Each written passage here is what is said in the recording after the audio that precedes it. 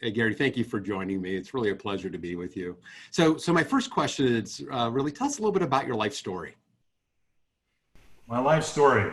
Um, well, I think you'd probably be most interested in how I got into economics and the study of firm growth. Um, when I was a kid, like most kids, I guess, I had odd jobs starting from a very early age, shoveling snow, mowing yards. My first paycheck was at 14, detasseling corn in Iowa. And then all the way through college, I did a million different kind of odd jobs. I probably had 20 different kinds of jobs by the time I graduated college. The relevance there is that I got to see a lot of different aspects of the economy. When I was a kid, my dad was an officer in the Air Force, and he flew B-52s. And we would drive occasionally through the affluent area of town, and my dad would say, "Where do all these people make all this money? There can't be that many doctors and lawyers in this town." Or we'd drive to another city that he'd never been to, and he'd go, "Where do all these people work?" And I always thought, well, that's pretty complicated question you're asking, you know. But as I had all these odd jobs, it occurred to me that the simple answer was they all work for each other. And that sort of piqued my interest in trying to figure out how the economy works and how people accumulate wealth and you have vibrant and growing communities. And I'm curious, how did you become focused on company longevity and sustained growth? Well, the first 20 years of my career was spent in the field working on international trade and investment projects. I did that out of Washington with KPMG, and I had my own consulting company in Europe where I was a sustained growth company actually, and grew to 13 employees over the decade that I was there. But a lot of my clients were economic development agencies, like the state of Maryland was a big one when I was in Europe. And they were all driven by the idea of industry clusters. And the idea is that companies in really high value add, knowledge intensive industries that are densely located together, that's what drove growth in the economy. And after I and my team had worked with hundreds of companies in expansion projects in the US and abroad, we just didn't see that pattern. We saw companies in all industries of all sizes and in all locations doing expansion projects. And they were really important projects all across the industrial spectrum. So what we thought really was that it was more of a function of the trajectory that the company was on, the individual company characteristics, and not their association with a location or an industry. And so we started to do some research there with the available data sets in Europe, and it started to pan out. We thought it was there. And as I was getting to the flat part of my learning curve, after doing this for 20 years, I decided to take a sabbatical. I sold my company in Europe and came back to get a PhD in public policy and economics to try to have the tools and the data sets to explore this idea that growth was really a function of what the company was doing prior to the growth event than their association with industry or location or industry clusters. So my understanding from our conversation some time ago, Gary, was that you were looking at something like 50 variables to figure out what had the greatest correlation to survival and sustained growth. You know, I'd be curious, and I understand you have a massive data set that might include every company in the United States or pretty close to it. Can you tell us a little bit more before we get into what you learned from this and what was most correlated, a little more about those data sources and your analytical approach that gives you confidence that you have some good insights on what drives sustained growth? Certainly. About 9 years ago, I was appointed a senior research fellow at the University of Wisconsin-Madison's Business Dynamics Research Consortium, where Doug Tatum is a chair. And that's how I know him.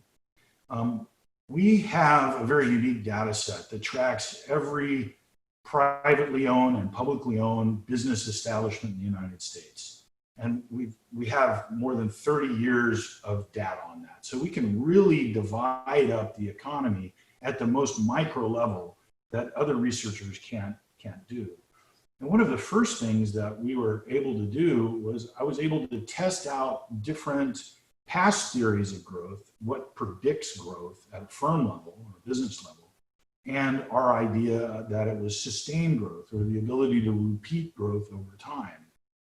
What we found is that sustained growth companies represent about 2% of the companies in the economy, but they generate over any 5-year period of time about 80% of all the employment growth, sales growth, investment growth, and tax-based growth at a community level. And that's the same if we look at community level, like a county or a city or a state or at the national level. It's scale independent. This small set is doing something substantially different than all the other companies. The question is, what is it? What is it that drives this incredible performance that they have, that they're able to repeat over and over, that makes them different from the other companies? And that's really the motivating force behind the research. So Gary, that's impressive. So you have a lot of information on all these companies. How do you get inside of what's really happening in those companies? That's a great question. The only way that we can really understand the strategies and tactics that a company uses that makes sustained growth companies different than other companies is to collect a vast amount of information on how they make decisions and resource allocations. And we want to collect that, and it's very, very important, not just from sustained growth companies, but from all other companies, the ones that are dogs, the ones that are middle of the road, et cetera. That's the only way you can tell how the sustained growth companies are different. So in the popular literature, there is about 500 or so variables that are believed to drive growth. Now, when I say a variable is like an action, like do you provide maternal leave, maternity leave or not? That's a yes or no. Or what percentage of your budget do you put on R&D? And that could be a range variable, between 0 to 100%, right? So there's about 500 of these that have appeared in academic literature as well as popular press like Inc. Magazine, Entrepreneur, Forbes, etc. And we set out to test that. So we sent really in-depth surveys to more than 2,000 business owners and founders and C-suite executives across multiple states on behalf of state governments, GE Capital, the National Center for the Middle Market, and other sponsors that sponsor our work. And from that, we were able to discern which of the variables, which of these 500 variables were actually related statistically to sustained growth and which ones weren't.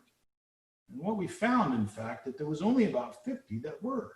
So in these 450 out there that people believe that drive growth, the kind of growth that you want, which is to be able to do it over and over and over and have less of a chance of dying, 450 of them really weren't.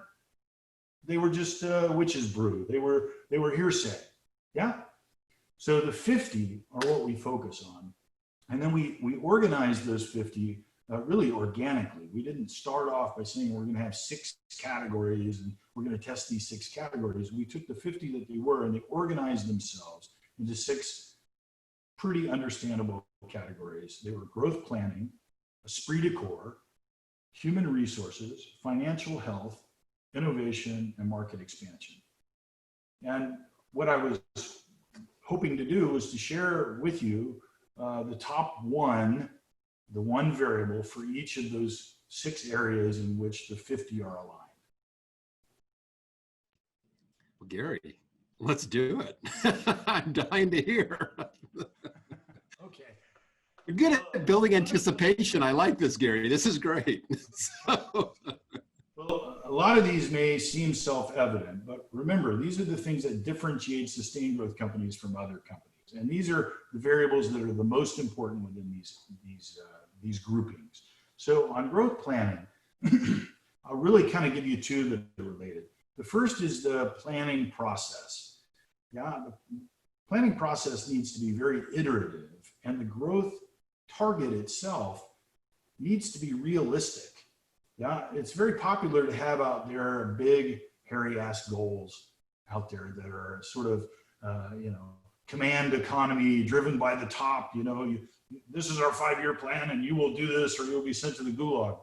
That's not the approach. It's an iterative feedback approach where the targets are realistic and they're created from the input from below, not necessarily from above entirely, right? And the second part of that, and this is really insightful, is it's not just having a growth plan and a growth target.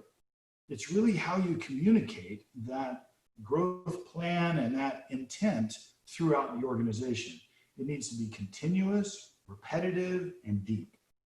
And that's really the success in trying to get the people within motivated and give them the understanding of what the intent of the senior management and ownership is to carry out the subtasks and make the right kind of decisions to carry out the goals of the company. The second part, which is esprit de corps. Esprit de corps is really about motivation. It's about morale, but it's also the ability to be productive, right? And one of the top things that we find is that sustained growth companies have an incentive system that is a little bit different from other companies. Most companies, when you think about incentivizing employees, you incentivize at the individual level, based on the individual's performance. Or in some cases, particularly like salespeople or whatever, you also, maybe you incentivize our management by the performance of the firm as a whole. But sustained growth companies are much more likely to focus on the teams within the organization, because the teams are really where the learning is and where the institutional knowledge is built within an organization. That's where the real productive work gets done, is in teams throughout the organization. So they create incentive systems for groups of people.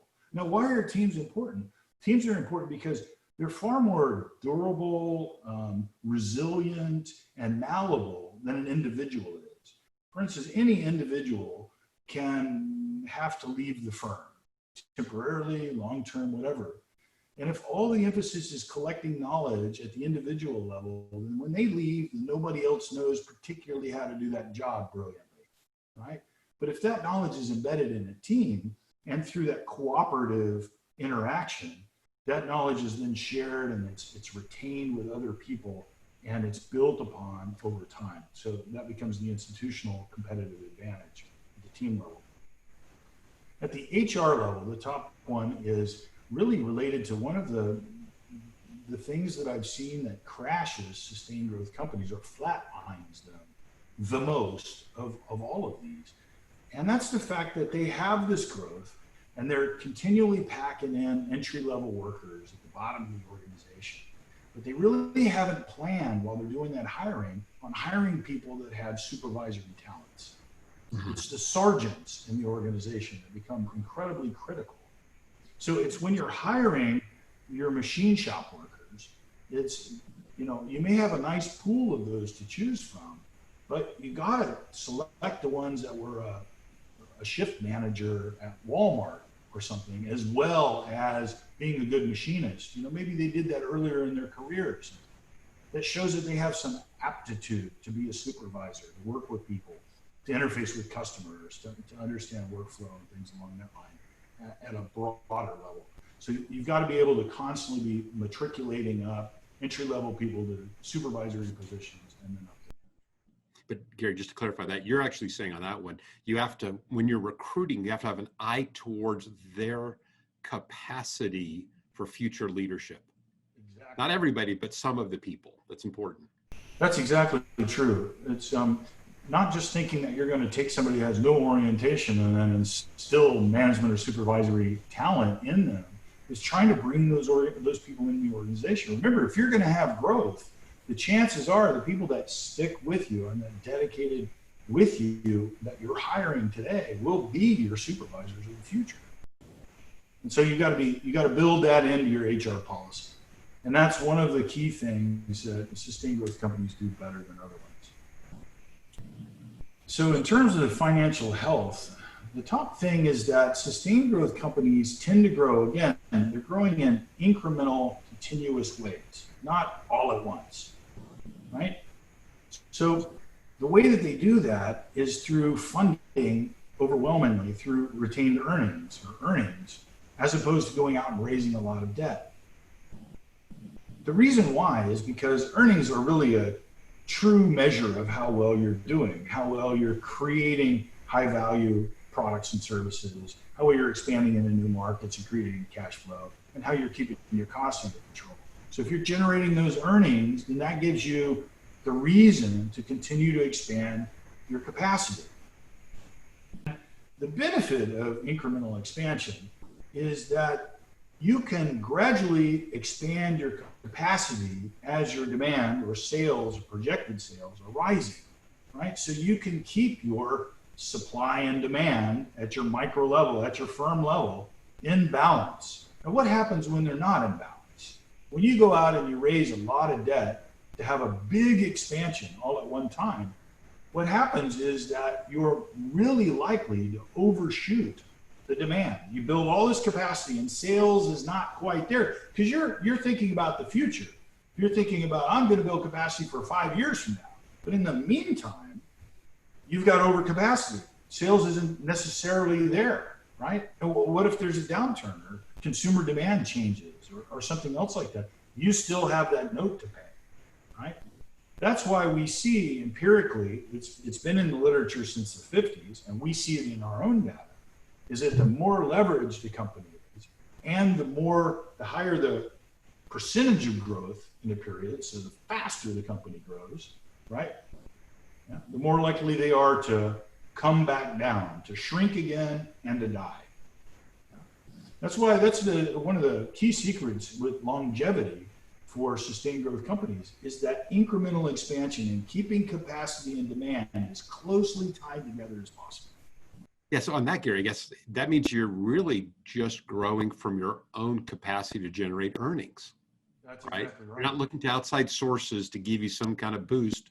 You do it from your own fuel. That's exactly right. And that may sound very limiting. You may say to yourself, oh, that's limiting, because I haven't talked about how you generate more profits and more cash flow and anything along that line. So you think, oh, well, this is all about management and planning and stuff, and don't take on debt. But how are we going to generate the retained earnings in order to fuel the growth? Yeah, well, that's the next thing. Innovation. Yeah. Surprise is that sustained growth companies don't spend more than average on R&D. Now, the surprise is because we traditionally think about R&D as a chemist in a lab with a beaker and boiling liquid, or a machinist in the skunk works coming up with a new thing. Those ideas of R&D are really the idea that it's an isolated, hidden, sort of protected, proprietary, controlled environment, right? But that's not really the way R&D is for sustained growth companies more than other companies, right? It's a shared activity. It's a shared activity through collaborations with other supply chain partners. Yeah. So you've got downstream, which are your customers, and upstream, which are your suppliers. And most of the time when you think about collaborating with others for a new high margin product or services, which that's where we're aiming for, is a new high margin product or service, you think, I'm going to do that with a key customer. I'm going to go to their site. We'll work out a new product or service. It'll be like a beta site for us. And if it works great, then we'll port it over to other customers and roll it out in the market, blah, blah, blah, right? That's true, and that happens. And that's a way to leverage your R&D. But another one, and the one that sustained growth companies excel at more than other companies, is they actually collaborate with their suppliers. So think about this. Even in a service company, you're using some kind of technology to deliver your service, right? It could be a high-end technology, or it could be a pretty low-end technology, But all of that technology that you're using that comes from suppliers, that's evolving all the time. And its evolution, by itself, its evolution, without your input, gives you new opportunities to innovate new products and services. But if you are collaborating with them, then they have new ideas to create something for your need, and then that helps you, right? So the key for the collaboration is not necessarily just with the customer, it's upstream towards the supplier as well. And what we found in research, very, very unique, is that sustained growth companies are more likely than any other companies to align along the supply chain. That's great. Why? They're looking for each other. What does sustained growth actually say? It says, I'm more innovative. I'm more in touch with my customers. I'm really well run. I'll be there tomorrow. Yeah. And that's exactly the kind of customers you want, because they're growing over the future. So they have the highest lifetime value for you. So they're worth winning the most in the market, right? And those are the kind of suppliers you want, because they're coming up with innovative solutions that'll help you be more competitive to your customers. So that's why we see this alignment along the supply chain of sustained growth companies. And that's a way that you can leverage traditional R&D dollars by using the expertise and the resources of your supply chain partners. The last one is market expansion. And this may be also a self-evident thing, but we find that the sustained growth companies are more focused on refining a replicable expansion model, right?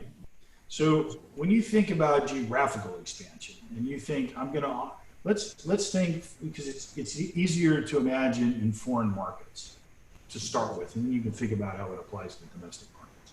Let's say you want to go into Europe for the first time, right? Most companies that go into Europe, a small, medium-sized, let's say manufacturing it ends up being an ad hoc process. You know, they've got an OEM representing them in Germany. They've got a value-added reseller representing them in France. They got somebody's uncle representing them in the UK. You know, it's a mix mash. And some of them are doing well, and some of them demand this, and some of them demand that. You know, the problem is that the more you go on that, the more diversified and scattered and uncontrollable and unaccountable your distribution and sales network is.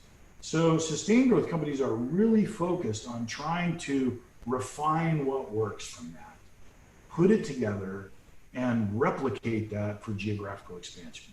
You do need, and believe me, I spent 20 years working with companies on foreign market expansions. That's what I did. Hundreds of companies entering new markets. Everybody says you have to be sensitive to local characteristics and whatnot, but that does not mean, and you do, but that does not mean that you have to destroy or completely reconstruct your business model. What you need to do is come up with a business model for entry into a foreign country or into a distant geographical market. Do it over and over, see what works, refine it, and replicate it. And that's what they do.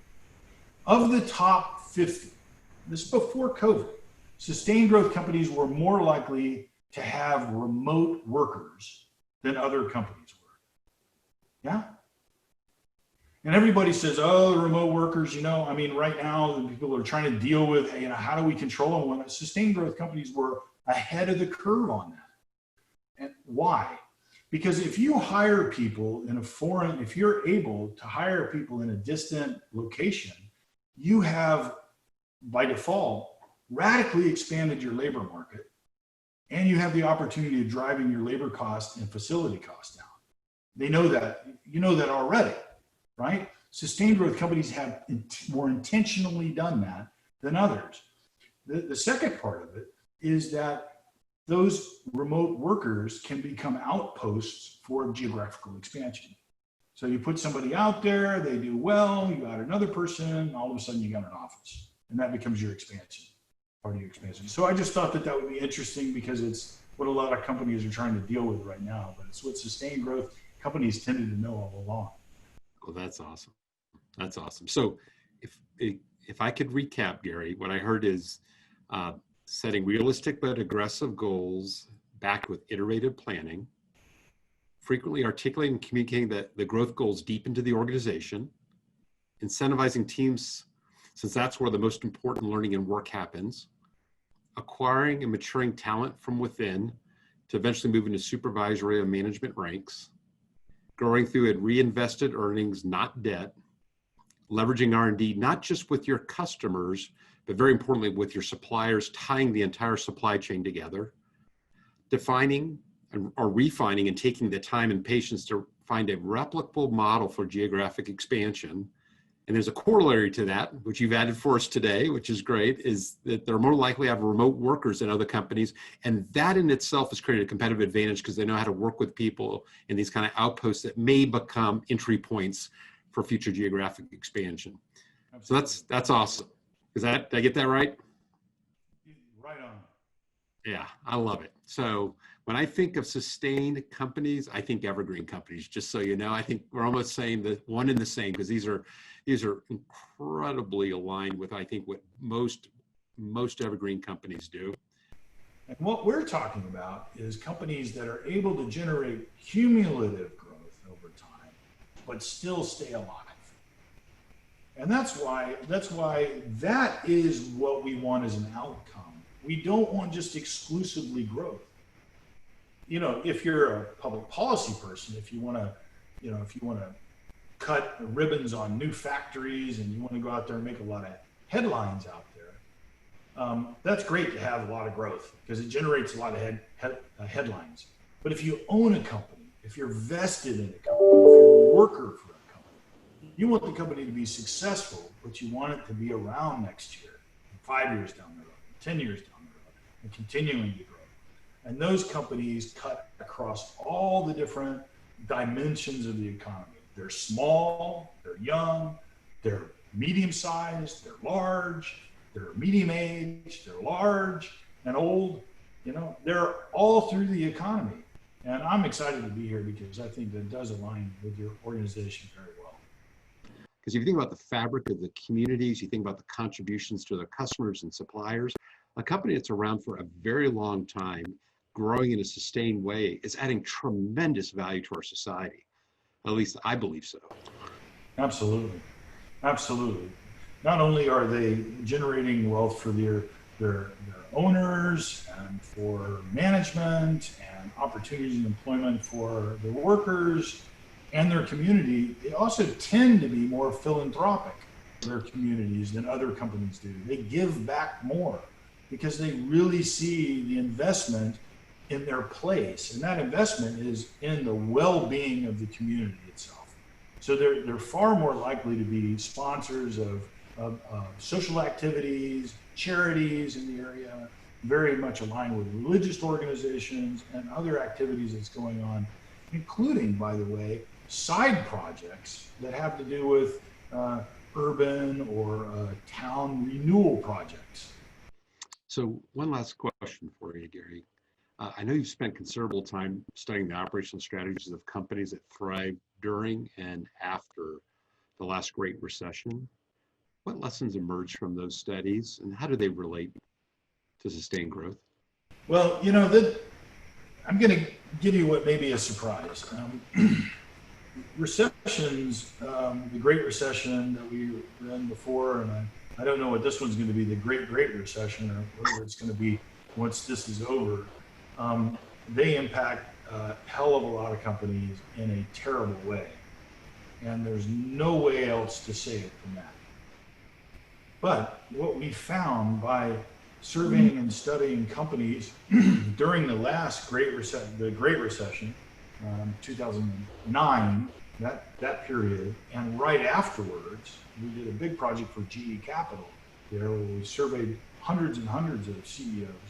We found that the same 50 dynamics, variables that we're talking about, almost all of them are the same keys to surviving and thriving during a recession and make for the quickest recovery after the recession. Now, why is that? Why would it be that the same 50 variables, more or less, apply during times of recession, coming out of recession, growth period in the economy? Why would they be? It's because these are related to a more fundamental principle. It's a kind of company that is a learning and flexible organization that is quicker to go out there and understand the signals and the signs in market demand and changes in the market, that they can bring that in flexibly and quickly into their planning process and make adjustments in their planning. They can communicate those changes in the plan deeply within their organization really quickly and convincingly, and incentivize their people to be motivated to make those adjustments. And they can make the reallocation and tactical changes that they need to exploit new market opportunities, find new high value products and services that may emerge as demand changes during a recession or a growth period following. It's the same exact principle, it's the same exact philosophy of operating a company that keeps you successful during good times and bad times. Well, Gary, thank you. I really appreciate taking the time with us. I appreciate sharing what is decades of work to come down to these very important variables and these very important insights, and it's a real gift to us. So thank you for that gift of your wisdom. I appreciate it. Thank you very much. I enjoyed it.